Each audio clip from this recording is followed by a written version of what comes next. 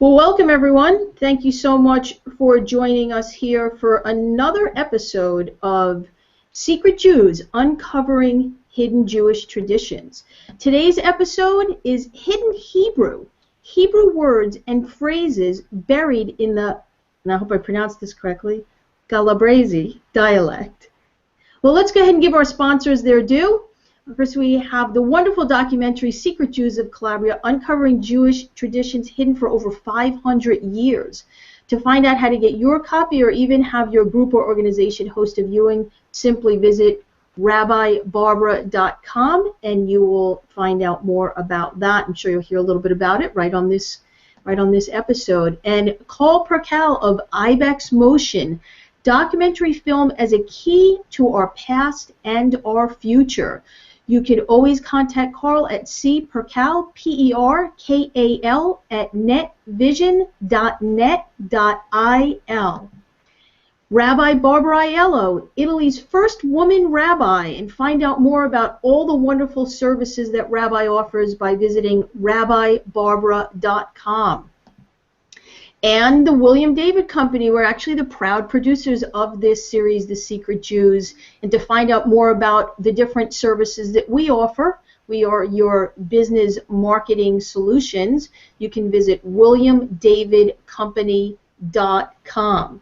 Well, let's go ahead and bring on Rabbi Barbara and introduce her. She could say hello to everyone. Good afternoon, where you are, right, Rabbi? That's right. I am in my studio in the Calabrian Mountains in the little town of Serrastretta. We're 3,000 feet up from Nicastro, called La Mezzia Terme in modern times, and it is a beautiful afternoon. And Carl Perkal. Welcome, Carl. Hi, everybody. Incredible, as usual, all the different places that we're being brought together from. I'm in Israel. I'm actually now... Maybe next time I'll put the camera outside, but I am overlooking the ancient Roman town of Caesarea. Very, very historic area. All right. Well, Carl, I think you wanted to tell us a little bit about what we're going to see in a minute.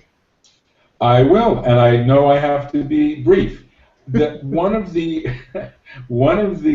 tools, the detective tools, that is used to kind of make the connection over hundreds of years between Jews then and people who might be Jewish today is language. And I'll just give you two examples from other areas. You know, the Dutch call Amsterdam Mokum. And if anybody knows Hebrew, they know that Mokum means place or the place. And many Americans who say, hey, how's it going? And they say, oh, everything's copacetic. Well, many people believe that that's Hebrew from Hakol Besezer. Everything is okay. So I think what we're looking for is to figure out with Rabbi today, and maybe a clip from the Secret Jews of Calabria, is how do we discover today the Jewish roots of families that come from Calabria, Italian people, and who have various clues just in the way they speak in their families that tell us something about whether they might indeed come from a Jewish background. So maybe we should take a look at the clip that tells us a little bit about this. Absolutely. I found Rabbi Barbara's website, and she confirmed everything that I thought we were so different, why we were different, because even simple things like the Italian language. I studied Italian at university, and there's a word in our dialect that my grandmother used to say after we had dinner. She'd say, "Ricogliamo I hamazzi," which to me, I used to say, I looked it up, and it's not Italian. I used to think, where is this word coming from? And it's only been since I've become more interested in my roots that I found out that it's a Jewish word. And I thought maybe it was just every Calabrese knew the word. And because I have a school, a lot of my students are Calabrese, I used to ask, do you know the word hamaz? And some would say yes. And then I'd ask their surname, and it was a Jewish surname. And others would say, no, we don't say that, we say moliki. So it was interesting. It's interesting piecing things together. Joanne talks about what you said, piecing things together.